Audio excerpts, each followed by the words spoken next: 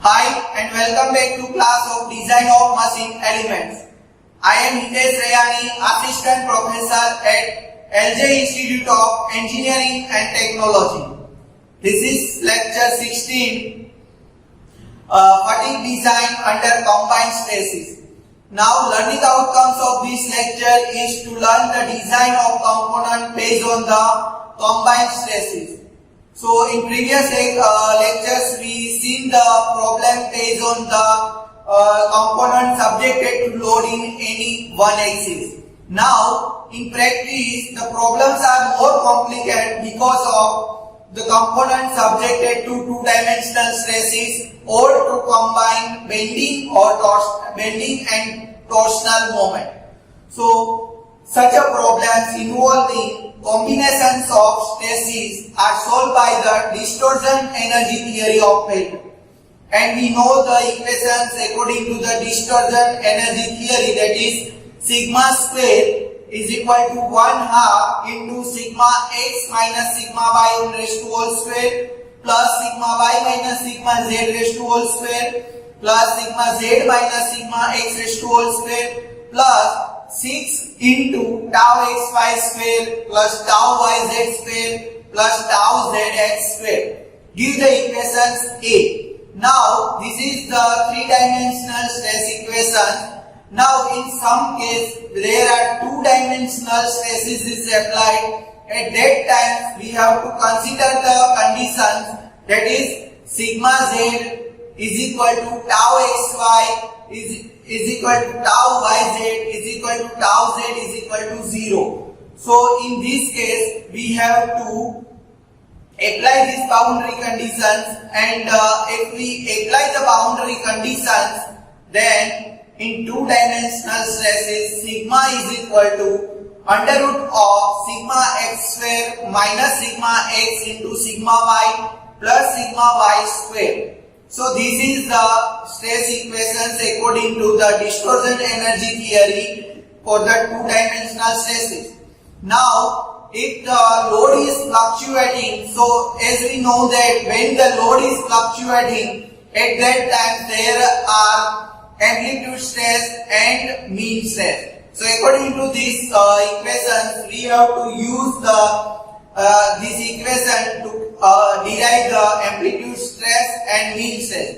So according to this equation, sigma A, that is the amplitude stress, is equal to under root of sigma xa square minus sigma xa into sigma ya plus sigma ya square. And if we see the mean equation, that is sigma m is equal to under root of sigma xm square minus sigma xm into sigma ym plus sigma ym square. So this is the amplitude stress and mean stress equations. We have to use this equation to solve the problem. Now consider one problem. Example 1. A machine component is subjected to two-dimensional stresses. The tensile stress is in x-axis. There are varies.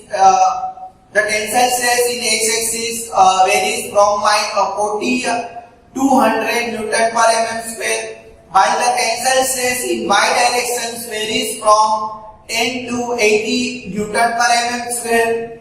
The frequency variations of these stresses is equal. The corrected endurance limit of the component is 270 Newton per mm square, that is AC value is given. Here the directly corrected endurance limit is given, that is the AC is equal to 270 Newton per mm square. The ultimate tensile strength of the material of component is 660 Newton per mm square. Here you have to determine the factor of safety used by the designer. So according to this condition, so what type of factor of safety considered by the designer, that you have to consider in your design. Now first of all we collect the data given, that is the given data. Here the stresses in x-axis varies from 40 to 100 Newton per mm square. So sigma x maximum is equal to 100 Newton per mm square and sigma x minimum is equal to 40 Newton per mm square. Here in y-axis the stresses varies from 10 to 80 Newton per mm square. So sigma y maximum is equal to 80 Newton per mm square and sigma y minimum is equal to 10 Newton per mm square. Here also the ultimate tensile strength is given, that is 600 Newton per mm square, and corrected endurance limit is given, that is AC is equal to 270 Newton per mm square. So these are the data given in problems and we have to find the factor of safety according to these configurations. So here the load is vary in x directions and y directions. So this is the case of fluctuating, and we know that for fluctuating stress we have to find the mean stress and amplitude stress.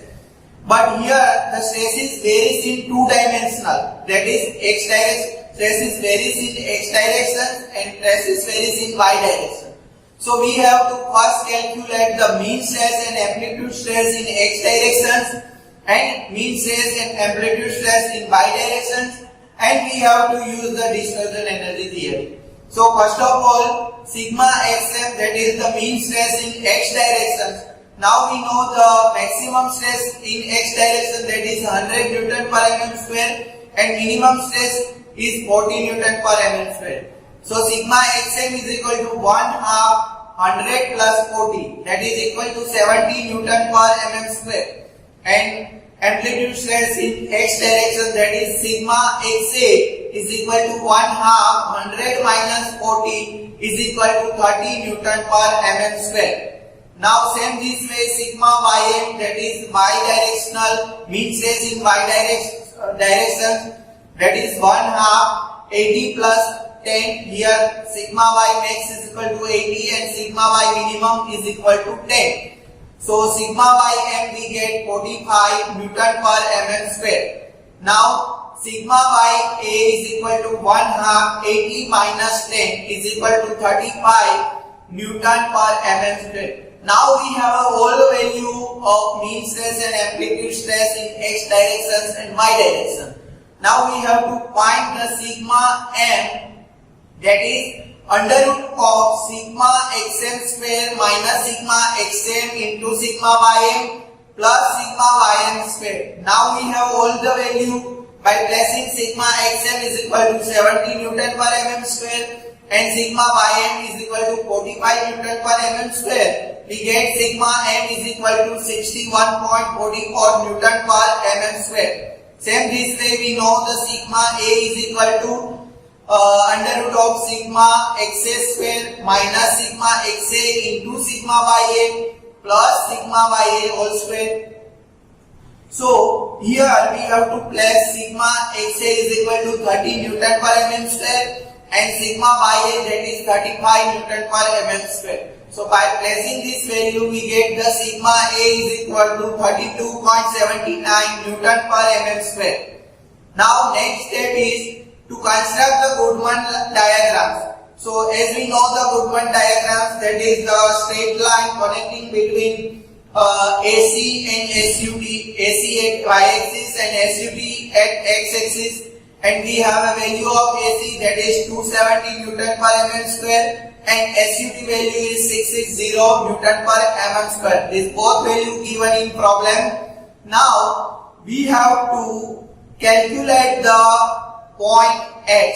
For that we have to calculate what is the value of theta according to our given problem. So we have to find the theta, and from graph we can see that theta is equal to sigma a, theta tan theta is equal to sigma a upon sigma n. So tan theta is equal to sigma a upon sigma n, and we calculated sigma a and sigma n value. So by placing sigma a is equal to 32.79 and sigma n is equal to 61.44, we get the tan theta is equal to 0.534, or you can say theta is equal to 28.09 degrees. So you can say that according to our condition, the angle of line, that is 28.09 degree.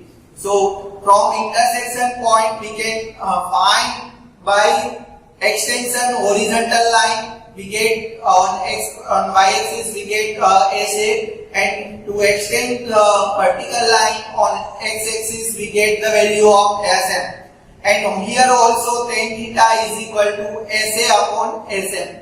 So next I plot the Goodman diagrams according to our calculations. Theta is equal to 28.09, and we know the according to Goodman diagrams or Goodman theory, the equations, that is SA upon AC plus SM upon SUT is equal to 1. Here AC is 270 and SUT is 660.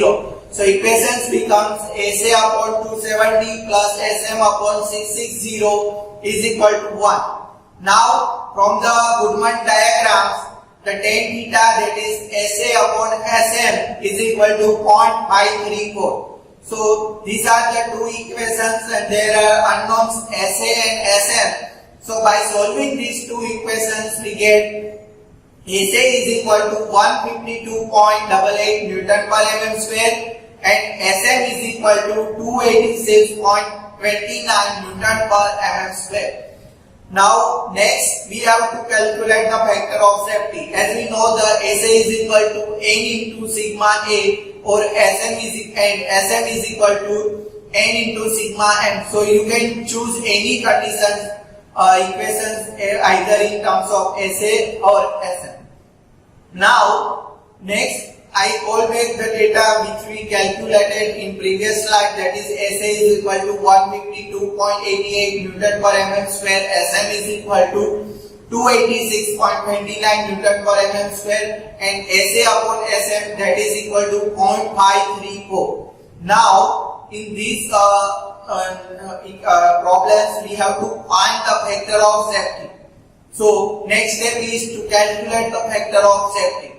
And we know the factor of safety, that is SA upon sigma A, or you can use the SM upon sigma m. Whatever you like, you choose according to your choice. So here I consider it the factor of safety is equal to SA upon sigma A, and SA value we calculated, that is 152.88, and sigma A we calculated in previous first slide, that is 32.79. So according to this, factor of safety is equal to 4.66. So according to these given configurations, the factor of safety 4.66 is considered by the designer, and that is our answer. So in these lectures we learn the design based on the stresses applied on the component in two directions. Thank you.